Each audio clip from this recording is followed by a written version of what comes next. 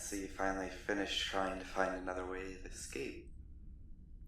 Oh dear, where are my manners? You look exhausted. I must find you some nourishment before you collapse. Don't look so surprised, darling. I do intend to keep my promise, though you have been quite willful to break yours. Why don't you just take a seat while I go prepare something? Tea, perhaps? I'm only kidding. I don't need you to sleep yet, for we have a little while longer before it's my time to eat.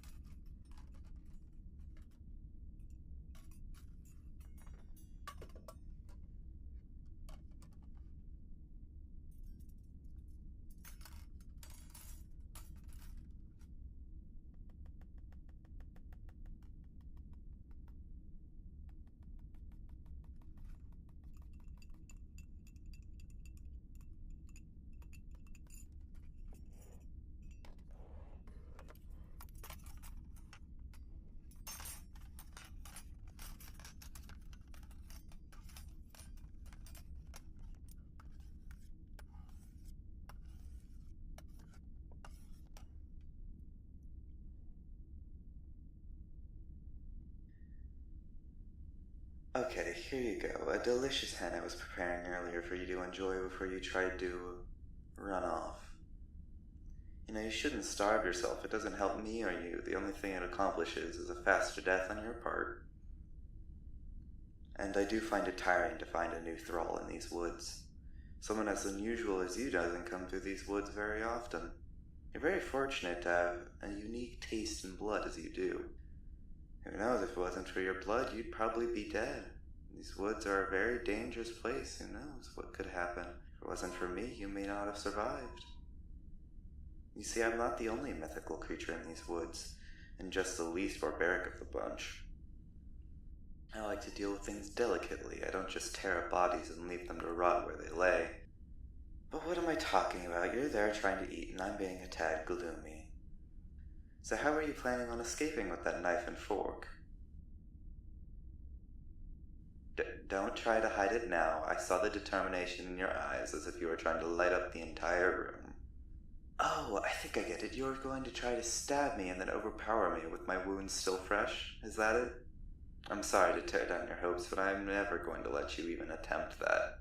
You see, before you even started to move for the kill, I could drop you to the floor like a fly. But then where would I be without a blood bag like yourself to feed on when I'm hungry? Honestly, the only reason you're alive now, even after having this thought, is because of your delightful taste and warmth. I mean, it's an entirely different situation, you being alive rather than being killed and storing your remaining blood in a cold place for later. So if you wouldn't mind keeping the escape attempts to a minimum, that'd be great. Seriously, the last thing I need right now is you escaping and getting killed by some other monstrosity out in the forest before I could track you down and bring you back. Let's not dwell on dark thoughts. So, how have you been settling into your new room?